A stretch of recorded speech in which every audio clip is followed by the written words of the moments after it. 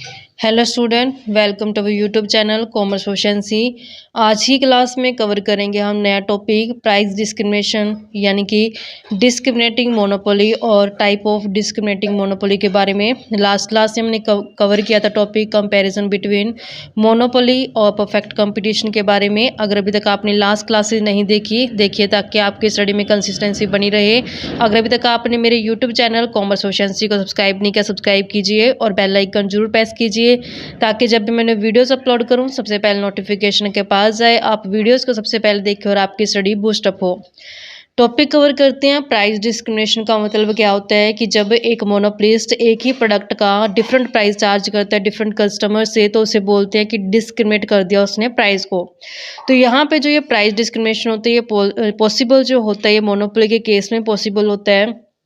तो यहाँ पे जो मोनोपोलिस्ट करता है चार्ज अलग अलग प्राइस को, लेकिन जो उसका प्रोडक्ट रहता है वो सेम प्रोडक्ट रहता है। डिफरेंट कंज्यूमर से या फिर डिफरेंट इंडस्ट्री से जब वो डिफरेंट प्राइस चार्ज करता है तो उसको बोलते हैं कि प्राइस को डिस्क्रिमिनेट कर दिया, यानी कि discriminating monopoly.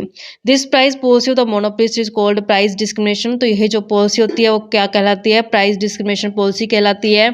The monopolist practising it is called discriminating monopolist. तो जो पर्सन मोनोपोलिस्ट ऐसा काम करता है तो उसको हम क्या बोलते हैं? डिस्क्रिमिनेटिंग मोनोपोलिस्ट बोला जाता है।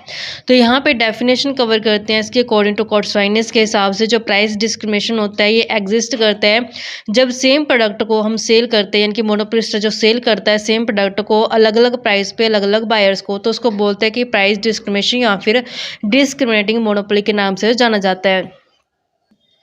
नेक्स्ट आता है कि जो ये काइंड कितने टाइप की यानी कि डिस्क्रिमिनेटिंग मोनोपोली होती है। तो इसके जो टाइप होते हैं सबसे पहले आती है पर्सनल प्राइस डिस्क्रिमिनेशन। तो ये पर्सनल प्राइस डिस्क्रिमिनेशन का मतलब क्या होता है?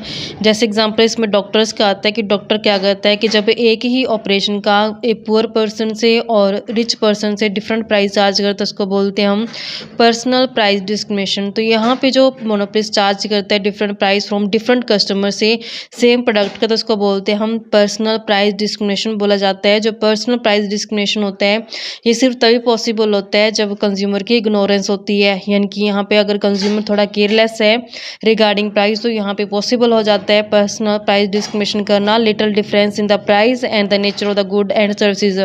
तो यहाँ पे जो थोड़ा सा फर्क डाला जाता है प्राइस और नेचर जो गुड्स होते हैं सर्विस होते हैं, तो उस कारण से जो यहाँ पे पर्सनल प्राइस डिस्क्रिमिनेशन जो पॉसिबल हो जाता है एक मोनोपोलिस्ट के लिए करना।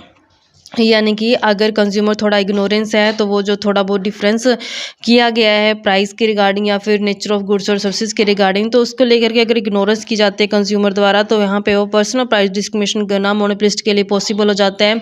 जैसे जो डॉक्टर होता है वो चार्ज करता है अलग अलग फीस सेम टाइप के ऑपरेशन की रिच से और पुअर पेशेंट से। तो नेक्स्ट होता है जियोग्राफिकल प्राइस डिस्क्रिमिनेशन। तो जियोग्राफी होते हैं जो एरिया वाइज होते हैं। कई बार क्या होता है कि डिफरेंट एरिया में डिफरेंट प्राइजेज है जो चार्ज की जाती हैं, जिसे बोलते हैं जियोग्राफिकल प्राइस डिस्क्रिमिनेशन बोला जाता है। जब मोनोपोलिस्ट चार्ज करता है अलग अलग प्राइस को अलग अलग एरिया में, लेकिन उसका जो प्रोडक्ट रहता है वो सेम ही रहता है, तो इसको हम बोलते हैं जियोग्राफिकल प्राइस डिस्क्रिमिनेशन के नाम से जाना जाता है। जहाँ पे सब्सिट्यूट है जो गुड्स के अवेलेबल होते हैं वहाँ पे मोनोपोलिस्ट को क्या करना पड़ता है? कम प्राइस चार्ज करना पड़ता है। कम प्राइस इसलिए चार्ज करना पड़ता है क्योंकि अगर वो महंगे प्राइस पे जो अपने प्रोडक्ट को सेल करता है तो कंज्यूमर उसके प्रोडक्ट को स्विच करके किसी अनदर सब्सिट्यूट की ओर है जो वो चला जाएगा। इस कारण से जो जहाँ पे सब्सिट्यूट अवेलेबल होते हैं वहाँ पे मोनोपोलिस्ट का जो लेस प्राइस चार्ज करना पड़ता है, और जहाँ पे कोई भी कंपटीटर नहीं होता उसके प्रोडक्ट का तो वहाँ पे वो हाई प्राइस चार्ज कर सकते हैं, क्योंकि एक मोनोपोलिस्ट को पता होता है कि उसी का प्रोडक्ट है जो खरीदा जाएगा बायर द्वारा, तो वहाँ पर चाहे वो हाई प्राइस रखते तब भी कंज्यूमर उसके प्रोडक्ट को खरीदेगा। तो जहाँ पे कोई कंपटीटर नहीं होता तो वहाँ पे एक मोनोपोलिस्ट के लिए बेनिफिशियल रहता है हाई प्राइस को चार्ज करना। यानी कि in other words in market where demand is elastic, यानी कि जहाँ पे एक मोनोपोलिस्ट के प्रोडक्ट की डिमांड इलास्टिक होती है। इलास्टिक का मतलब क्या होता है कि चेंज हो जाती है डिमांड, तो वहाँ पे वो लो प्राइस को चार्ज करेगा। जहाँ पे उसके प्रोडक्ट की जो डिमांड रहती है वो इन इलास्टिक होती है। इन इलास्टिक का मतलब क्या होती है कि डिमांड चेंज नहीं होती, तो वहाँ पे वो हाई प्राइस को जो चार्ज कर सकते हैं। जैसे एग्जाम्पल दिया कि यहाँ पे फूड कॉरपोरेशन ऑफ इंडिया जो राइस सेल करते हैं, चावल को सेल किया जाता है अलग अलग प्राइस में कश्मीर और हिमाचल प्रदेश में। तो यहाँ पे जो कश्मीर के अंदर, जो हिमाचल प्रदेश के अंदर जो राइस सेल किया जाता है India food corporation of India द्वारा, तो वो रेट जो रहते हैं उसके डिफरेंट रहते हैं। तो यहाँ पे ज्योग्राफी में आता है, ये ज्योग्राफिकल एरिया, क्योंकि कश्मीर है जो अलग ज्योग्राफी है और हिमाचल प्रदेश है जो अलग ज्योग्राफिकल है। तो यहाँ पे जब प्राइस डिस्क्रिमिनेशन किया गया तो ये ज्योग्राफिकल प्राइस डिस्क्रिमिनेशन है जो कहलाता है। नेक्स्ट आते हैं price discrimination according to use के हिसाब से भी जो प्राइस डिस्क्रिमिनेशन पॉसिबल हो जाता है। जैसे कि हम जानते हैं कि जो इलेक्ट्रिसिटी होती है, इलेक्ट्रिसिटी की जो रेट होती है तो वो डिफरेंट चार्ज की जाती है कमर्शियल यूज़ के लिए, और जो हमारा डोमेस्टिक यूज़ होता है दोनों के लिए अलग चार्ज की जाती है, क्योंकि उनके यूजेस के बेस पे जो डिस्क्रिमिनेशन किया जाता है प्राइस को। क्योंकि यहाँ पे हम जब कमर्शियल यूज़ लेते हैं, यानी कि जब ये उद्योगपतियों को जो दी जाती है, यानी कि जो फैक्ट्री वगैरह में यूज़ की जाती है इलेक्ट्रिसिटी, उसकी रेट कम इसलिए चार्ज की जाती है क्योंकि अगर वो हाई रेट इलेक्ट्रिसिटी की रखेंगे तो वहाँ पे उनके पास अवेलेबल होते हैं अनदर जो सोर्सेज होते हैं फैक्ट्री में काम करने के लिए। जैसे यहाँ तो वो अपना जो होता है इंजन वगैरह का यूज़ कर लेते हैं, जनरेटर वगैरह का यूज़ कर लेते हैं। तो वो अगर महंगी बिजली मिलेगी उनको तो वो स्विच कर लेंगे, किसी अनदर सोर्स का जो यूज़ कर लेंगे बिजली के लिए। तो लेकिन जो हमारा हाउस होल्ड होता है, डोमेस्टिक होता है, तो यहाँ पे ऐसे जो ऑप्शन इतने ज़्यादा अवेलेबल नहीं होते हैं, तो इस कारण से जो हाई रेट चार्ज की जाती है डोमेस्टिक, जो हमारे डोमेस्टिक यूज़ होते हैं इलेक्ट्रिसिटी के लिए। तो नेक्स्ट कहता है कि जो price discrimination according to use, जब मोनोपोलिस्ट जो होता है चार्ज करता है अलग प्राइस अलग अलग यूज प्रोडक्ट के रिगार्डिंग को बोलते हैं प्राइस डिस्क्रिमिनेशन करना या फिर ट्रेड डिस्क्रिमिनेशन करना अकॉर्डिंग टू यूज़ के हिसाब से। जैसे एग्जाम्पल के लिए रेट ऑफ इलेक्ट्रिसिटी जो चार्ज की जाती है डोमेस्टिक यूज़ से वो ज़्यादा होती है किसके कंपेरेटिवली कमर्शियल यूज़, यानी कि कमर्शियल यूज़ कॉमर्स के लिए जो यूज़ किए जाते हैं ना हमारे जो फैक्ट्री इंडस्ट्रीज वगैरह आती है उनमें, तो उसके कंपेरेटिवली जो डोमेस्टिक की जो सप्लाई रेट होती है इलेक्ट्रिसिटी की वो पर यूनिट हाई रहती है।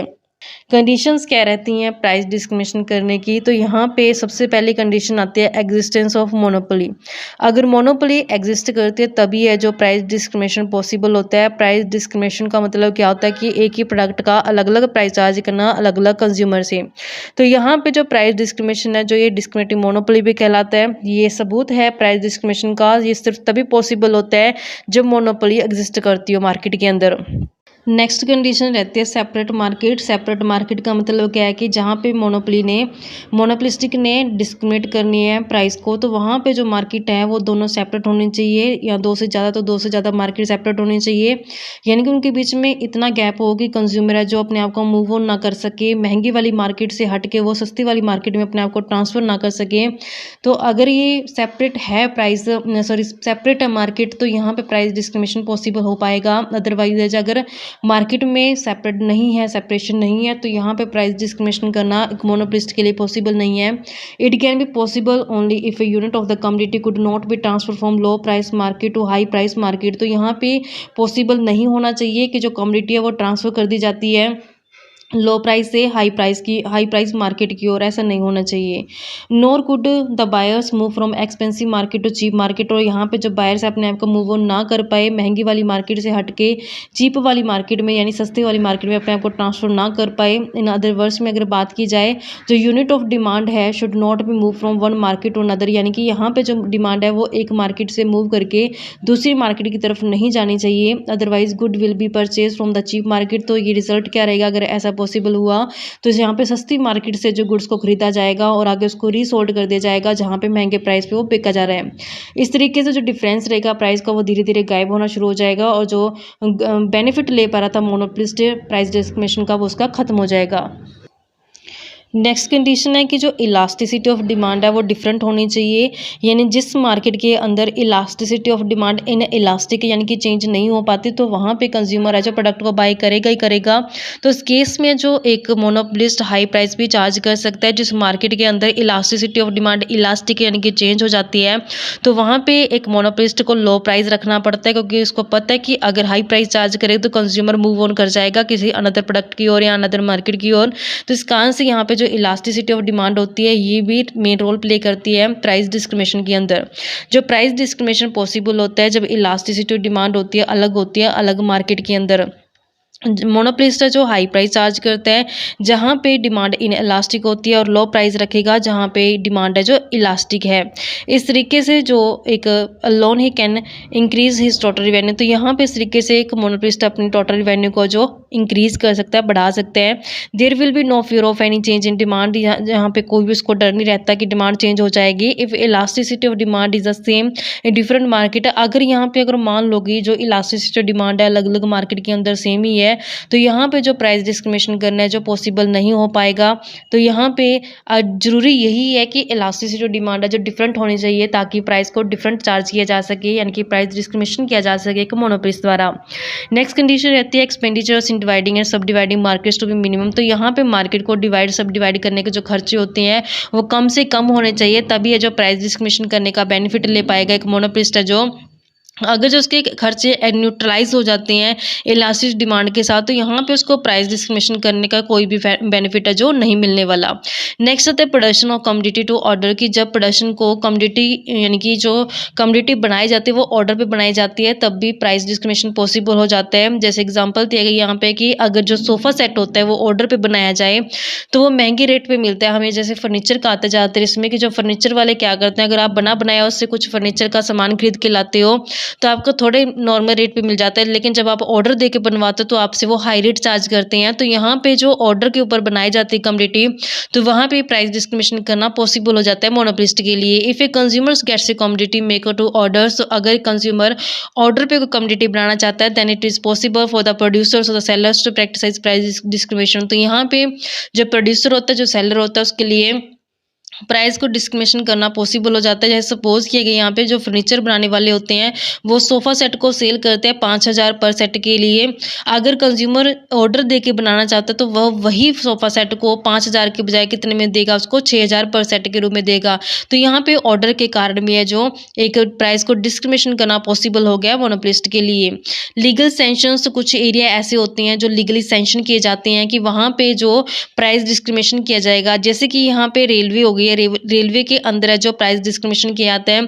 जैसे कि वहाँ पे फर्स्ट क्लास होती है, सेकंड क्लास होती है, जो फर्स्ट क्लास ट्रेवलर्स होते हैं वो हाई मतलब रेट की टिकट होती है उनकी, सेकंड क्लास होते हैं जो वो थोड़े लो रेट की रहती हैं। इस तरीके से इलेक्ट्रिसिटी होती है डोमेस्टिक यूज़ के लिए महंगी मिलती है, जबकि कमर्शियल यूज़ के लिए जो सस्ती मिलती है। तो यहाँ पे लीगल सेंशंस होते हैं कुछ ऐसे जिससे प्राइस को डिस्क्रिमिनेशन करना है जो पॉसिबल होता है। कहते हैं यहाँ पे कुछ ऐसे प्राइस डिस्क्रिमिनेशन है जो लीगली सेंशन किए गए हैं, जैसे इलेक्ट्रिसिटी बोर्ड चार्ज करते हैं हाई रेट डोमेस्टिक यूज़ में और लो रेट चार्ज करते हैं इंडस्ट्री यूज़ में। अगर कंज्यूमर पुट करते हैं ना cheaper electricity do domestic use, यानी कि अगर कंज्यूमर ने क्या क्या सस्ती रेट वाली जो इलेक्ट्रिसिटी कनेक्शन था वो डोमेस्टिक यूज़ के लिए लगा लिया, तो यहाँ पे इसको पेनल्टी पे करनी पड़ती है, क्योंकि ये लीगली सैंक्शन किया गया जो प्राइस डिस्क्रिमिनेशन करना है। इसी तरीके से कोई भी जो पैसेंजर होता है वो सेकंड क्लास टिकट लेकर के फर्स्ट क्लास कंपार्टमेंट के अंदर है जो सफ़र नहीं कर सकता।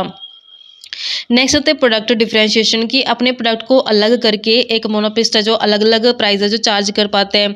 जैसे पैकेजिंग डिफरेंट कर दिया, नेम डिफरेंट कर दिया, लेबल डिफरेंट कर दिया गुड का। तो यहाँ पे इस तरीके से थोड़ा बहुत चेंज करके अपने प्रोडक्ट के अंदर एक मोनोपोलिस्ट है जो हाई प्राइस है जो चार्ज कर सकता है, डिफरेंट प्राइस है चार्ज कर सकता है अपने प्रोडक्ट का। नेक्स्ट कंडीशन आती है बिहेवियर ऑफ द कंज्यूमर। कई बार कंज्यूमर का बिहेवियर भी जो होता है जो वो प्राइस डिस्क्रिमिनेशन का जो प्रमोट करते हैं। कई बार क्या होता है कि जो कंज्यूमर होते हैं वो सोफिस्टिकेटेड कंज्यूमर होते हैं जो चाहते हैं कि हम पोश बिजनेस सेंटर से जो खरीदें चीज़ों को हाई फाई दिखने के लिए। तो सेक्टर 17 जैसे कि चंडीगढ़ में रखा गया जो महंगे रेट पे वहाँ पर चीज़ें बेची जाती हैं। तो जो एक सेलर है, सेलर की एक शॉप तो सेक्टर 17 के अंदर है और वही सेलर की जो दूसरी शॉप है वो सेक्टर 22 के अंदर है। सेक्टर 17 के अंदर वो उसी गुड्स के हाई रेट चार्ज करते हैं और सेक्टर 22 के अंदर वो उसी गुड्स के जो लो रेट चार्ज करते हैं।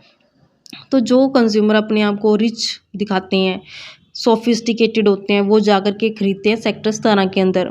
तो यहाँ पे कंज्यूमर की हो गई इग्नोरेंस। हालांकि गुड्स दोनों में सेम ही होती है, सिर्फ रेट का डिफरेंस होता है। तो यहाँ पे कंज्यूमर की इग्नोरेंस के कारण क्या हुआ, प्राइस डिस्क्रिमिनेशन जो पॉसिबल हो गया। तो इस तरीके से जो कंज्यूमर का बिहेवियर भी कहीं ना कहीं वो भी इन्फ्लुएंस कर देता है प्राइस को डिस्क्रिमिनेशन करने के लिए। तो इस तरीके से बच्चों ये आज हमारे पास टॉपिक बनता था प्राइस डिस्क्रिमिनेशन या फिर डिस्क्रिमिनेटिंग मोनोपोली क्या होती है, इसके टाइप्स क्या होते हैं और कंडीशंस क्या हैं प्राइस डिस्क्रिमिनेशन की। आई होप कि आप क्लियर हो गए होंगे। नेक्स्ट क्लास में मिलेंगे एक नए टॉपिक के साथ। ऐसे ही रेगुलर क्लासेस देखने के लिए आप मेरे यूट्यूब चैनल कॉमर्स प्रोficiency को सब्सक्राइब, लाइक और शेयर करें। बेल आइकन जरूर प्रेस करें ताकि जब भी मैं न्यू वीडियोस अपलोड करूँ सबसे पहले नोटिफिकेशन के पास जाए, आप वीडियोज़ को सबसे पहले देखें और आपकी स्टडी बूस्टअप हो।